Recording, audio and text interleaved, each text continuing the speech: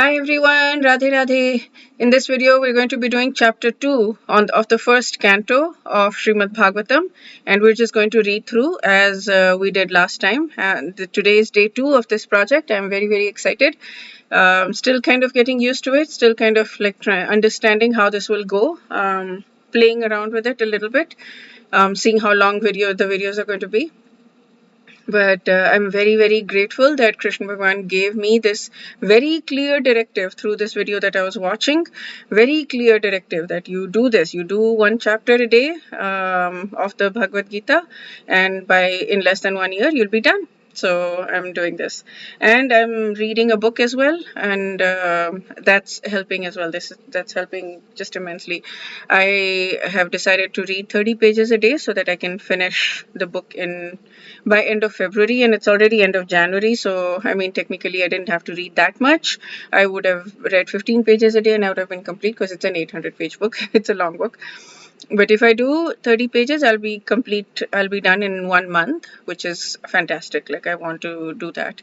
So that's giving me a focused guideline. Like I want to read one book in 2 months.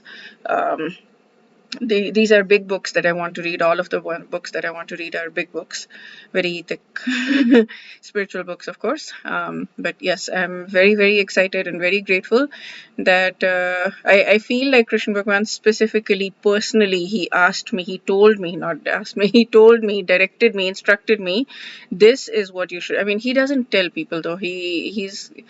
He cares about people's free will, right? So I was asking for the last 2-3 months, even on these videos of the Bhagavad Gita the project I was doing before this, I was asking, what do I do next? What is my next project? Krishna, please guide me, because he was the one who guided me in the Bhagavad Gita project in the first place. And then on the day of yesterday, yesterday was the last day of my Bhagavad Gita project, and I heard a lecture, and it was as if the speaker, the Maharaj, was speaking directly to me. He was like, I mean, he doesn't know of my, I mean, he is, I've seen him, I've met him before, but he doesn't know of my existence. Like, he's somewhere else, and he's just speaking online. And it felt like he was speaking directly to me. It felt like he was saying, you need to do this. You need to learn the Srimad Bhagavatam. Like, yes, sir. Yes, Guru Maharaj. I mean, yeah. Okay. He's not my Guru, I mean, but yeah. Yes, Maharaj. Okay. So let's do chapter 2. And let's call out to Bhagwan Shri Krishna first. Om Namo Bhagavate Vasudevaya. Om Namo Bhagavate Vasudevaya.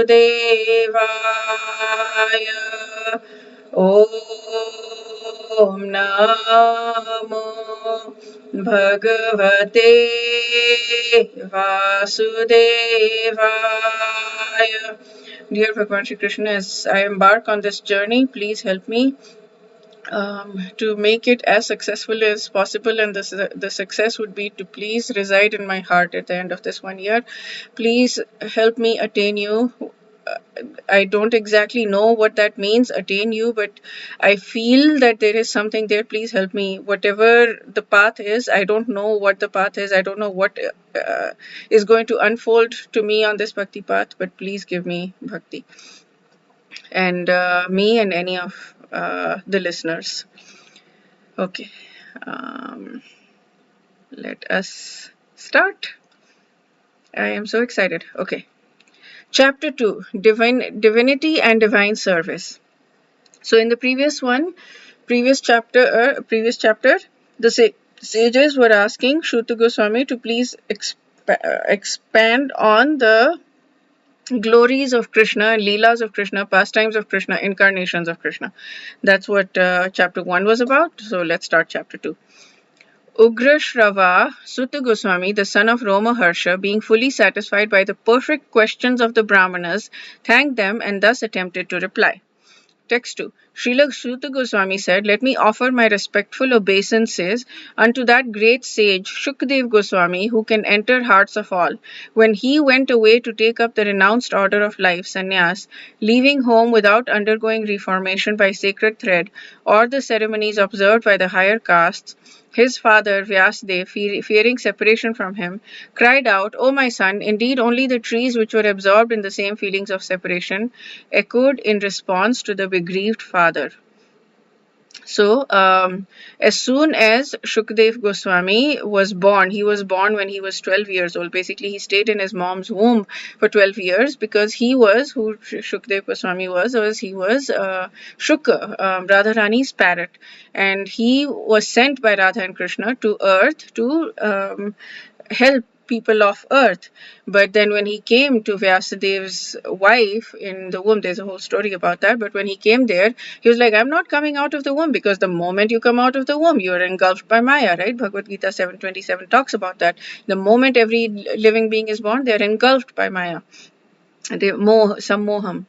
So he was like, "I'm not coming out." So then finally Sage Narad came up to him and told him, "You're not going to do that. Don't worry. You're not going to be engulfed by Maya." So then he came out and he appeared as a 12-year-old boy. And immediately, because he was completely renounced and he knew everything, he just left. And then so his father was very grieved and there was no response. Text 3.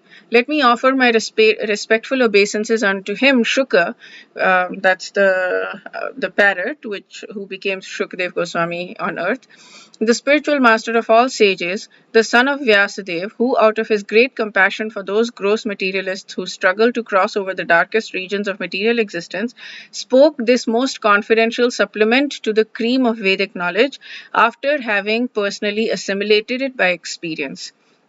So Shukdev Goswami was the one who spoke this to Parikshit Maharaj. Text 4.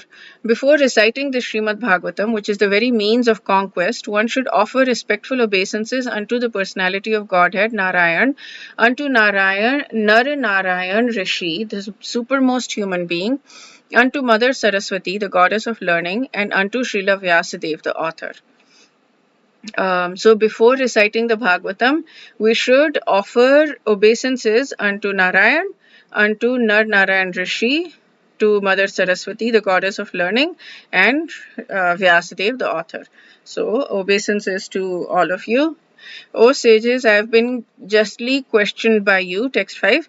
"Your questions are worthy because they relate to Lord Krishna and so are of relevance to the world's welfare. Only questions of this sort are capable of completely satisfying the self." So I was just having a conversation with a friend about just how temporary everything is. We go around like wondering, does this person like us? What will this person think of us? Is this person respecting me? Is this person honoring me? And at the end of life, what is remaining? There's nothing, right? We're just dead. It's over. Everything is over. Our friends, our family members even will remember us occasionally, right? But I mean, how much? Even taking out 5 minutes every year to write out something about him feels like too much. Oh no, I need to do this and I need to do that. It's over. These relationships are so temporary. We cannot be satisfied until we have a relationship with Krishna, who is there with us eternally. And therefore, the questions are worthy if they relate to Lord Krishna. Text 6. "The supreme occupation or dharma for all humanity is that by which men can attain to loving devotional service unto the transcendent Lord. Such devotional service must be unmotivated and uninterrupted to completely satisfy the self." So, yeah, Nirantar, which is completely constant, unmotivated and uninterrupted, just non-stop constant devotional service to God, that is the supreme occupation, supreme dharma for all humanity. And that will completely satisfy the self. Text 7. "By rendering devotional service unto the personality of Godhead, Sri Krishna, one immediately acquires causeless knowledge and detachment from the world." When we do devotional service, we know knowledge, causeless knowledge, and detachment. We get vairagya, renunciation, because we don't really care anymore. This world seems so that we're getting so much bhakti rasa. Human beings always want rasa. they're always wanting rasa. So if we're not getting bhakti rasa, we're looking for it in the material world. But once we start to get bhakti rasa, this material world rasa is just so lame. We don't care for it. I would love to get to that place. My goodness, yeah. I am so bad. I get sucked into these reels and all of that. Oh, it's so embarrassing. Okay, text 8. The occupational activities a man performs according to his own position are only so much useless labor if they do not provoke attraction for the message of the personality of Godhead. So, whatever occupational activities are useless if they do not give us attraction for Krishna.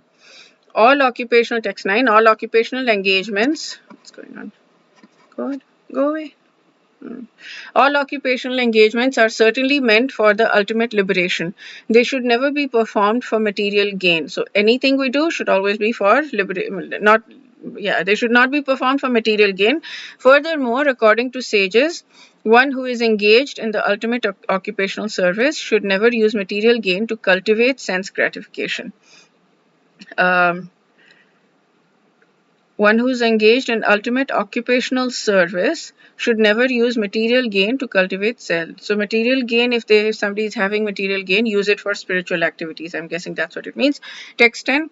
Life's desires should never be directed towards sense gratification. One should only desire a healthy life or self-preservation, since human being is meant for inquiry about absolute truth. Nothing else should be the goal of one's works.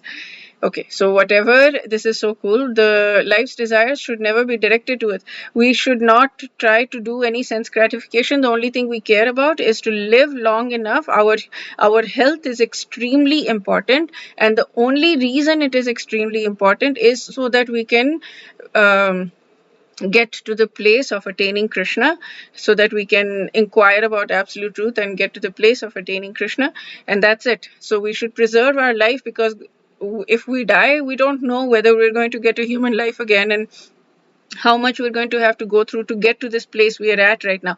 Bhagavan Shri Krishna has promised that we'll continue from here, but yeah, I mean, right now we're here, right? We have that, we are here, so let's preserve this life. So because we've already gone through the birth and the growing up in the school and all of that, we'll have to go through all of that, even if we're born in a devotee family, which we're not exactly sure we will be. We don't know what's going to happen, basically, but right now we're here, so let's preserve, let's stay healthy. That's I'm very happy to read that, because I've struggled with that, because I have health issues, and I'm like, how much of my energy should I put on taking care of my health? Text 11. Learned transcendentalists who know the absolute truth call this non-dual substance Brahman, Paramatma, or Bhagwan. So absolute truth has 3 parts to it. Text 12. The seriously inquisitive student or sage, well equipped with knowledge and detachment, realizes that absolute truth by rendering devotional service in terms of what he has heard from the Vedanta Shruti. So when we are serious, we are going to realize absolute truth by rendering devotional service. Text 13. O best among the twice born, it is therefore concluded that the highest perfection one can achieve by discharging the duties prescribed for one's own occupation according to caste divisions and orders of life is to please the personality of Godhead. The highest perfection is to please God. Text 14. Therefore, with one pointed attention, one should constantly hear about, glorify, remember, and worship God, who is the protector of the devotees. Constantly, as much as we can, we should fill our days with this. Text 15. With sword in hand, intelligent men cut through the binding knots of reactionary work, karma, by remembering the personality of Godhead. Therefore, who will not pay attention to his message? So yeah, when we listen, when we remember Krishna, we're cutting through karma.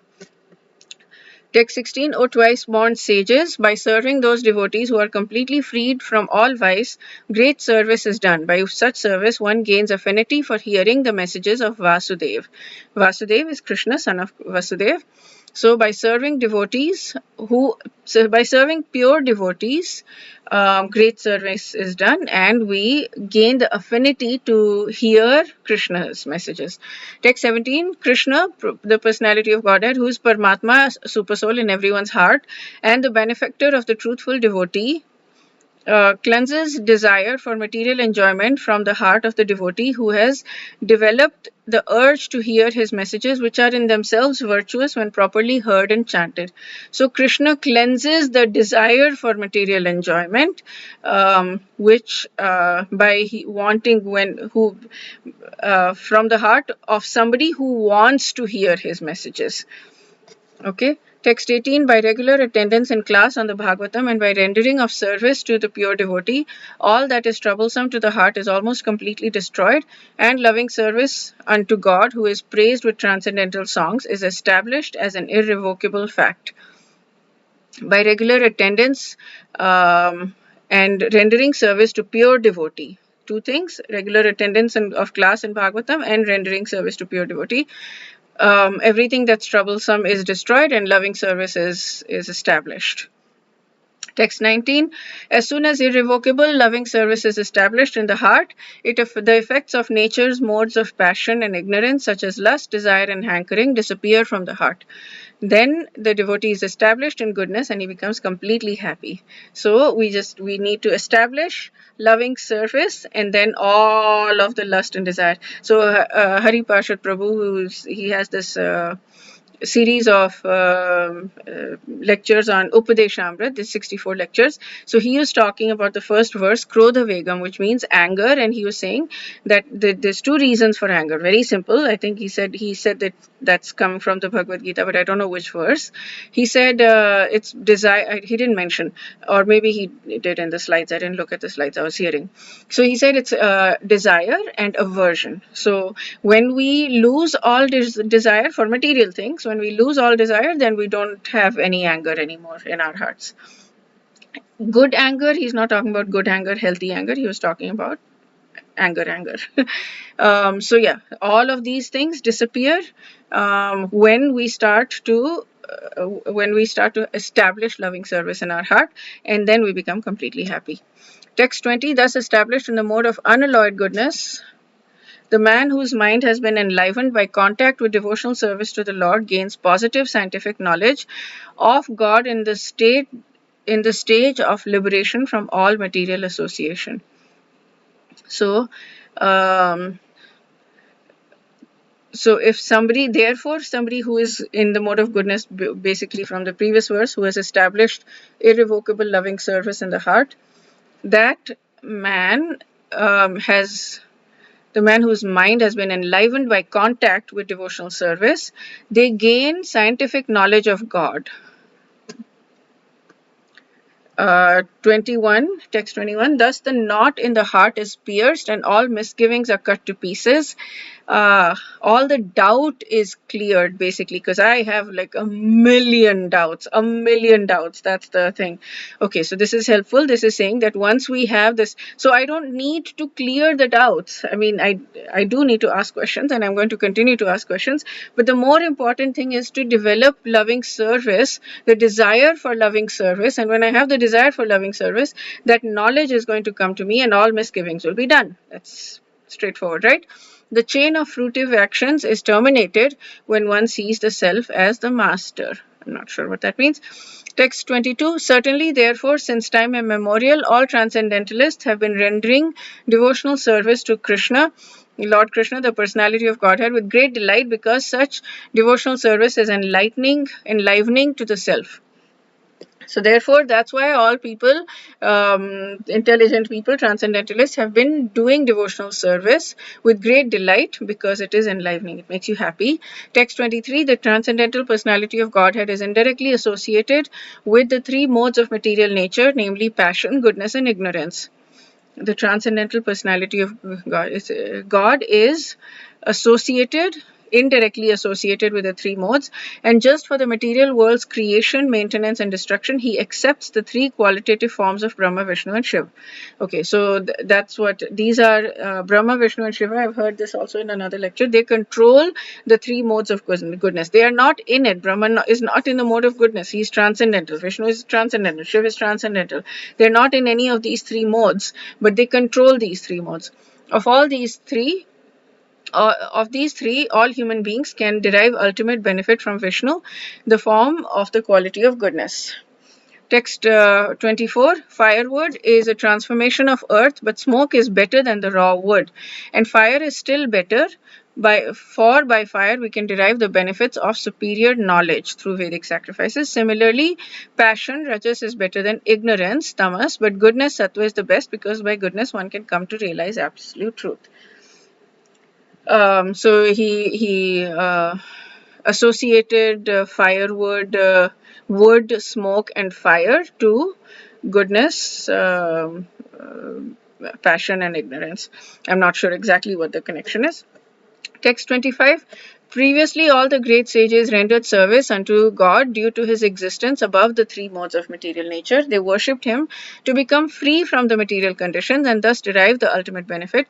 Whoever follows such great authorities is also eligible for liberation from the material world.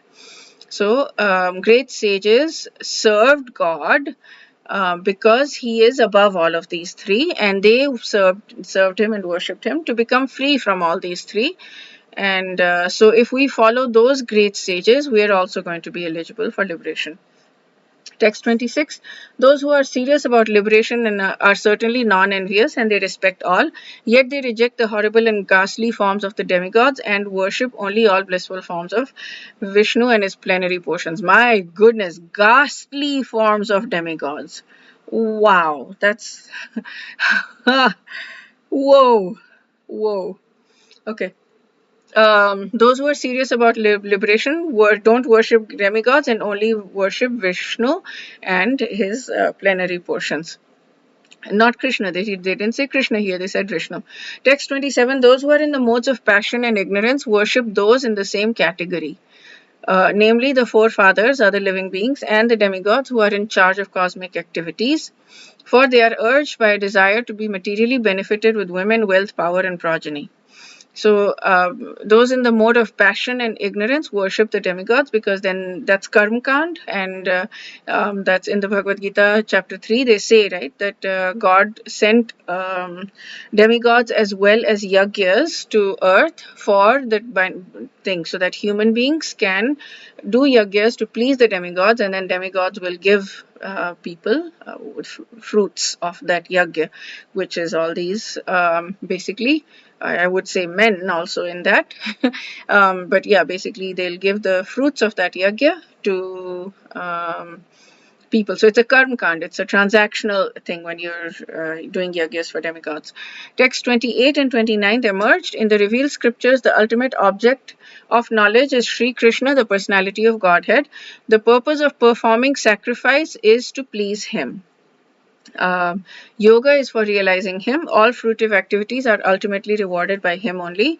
He is the supreme knowledge, and all severe austerities are performed to know him. Religion or dharma is rendering loving service to him. He is the supreme goal of life. So yeah, ultimate goal is Krishna, and everything is meant for him. Text 30. In the beginning of the material creation, that absolute personality of Godhead, Vasudev, in his transcendental position, created energies of cause and effect by his own internal energy. So this is a material thing, the cause and effect, and it's material creation. Text 31. After creating the material substance, the Lord expands himself and enters into it. And although he is within the material modes of nature and appears to be one of the created beings, he is always fully enlightened in his transcendental position. So he creates the material substance and he enters it, but he does not become one with it. He doesn't identify with it. He is separate. He's transcendental. Like even human beings, when they attain perfection, they become transcendental, even though they're living in the material world. But after they become pure devotees, they become transcendental. They transcend all these three material modes. Text 32. The Lord as the supersoul pervades all things, just as fire permeates wood, and so he appears to be of many varieties, although he is the absolute one without a second. The Lord pervades all of the things, but He is one. Text 33, I think he's referring to the Brahman, like the consciousness, right? He pervades everything. Paramatma is there in every atom as well, every atom of material creation. Not just every human being, but every atom, every soul, but every atom as well. Text 33, the super soul enters into the bodies of created beings, Paramatma, who are influenced by modes of material nature and causes them to enjoy the effects of these modes by the subtle mind. So Paramatma enters the bodies of living beings. So he's always with us, always, every lifetime, always, constantly with us, and then causes them to enjoy the effects of these modes by the subtle mind. Oh, so it's the Paramatma that causes us to enjoy the effects. So I know from Bhagavad Gita, what is this? Sarvasya chaham iti hridhi sannivishto matta smritirjnanamohanam cha. So I am sarvasya chaham smriti hridhi sannivishto. I reside in everyone's heart, and I'm the one who gives knowledge, gyan, and for knowledge, forgetfulness, and memory. So here what they're saying is that the Paramatma also gives them the ability to enjoy the effects of these modes by the subtle mind. So it's the Paramatma that gives us the ability to enjoy. Text 34, the Lord of the universe, thus the Lord of the universe maintains all planets inhabited by demigods. I'm trying to remember. I think that's 15:15 that Sarvasya Chaham Priti Sanivishto. I'm not sure.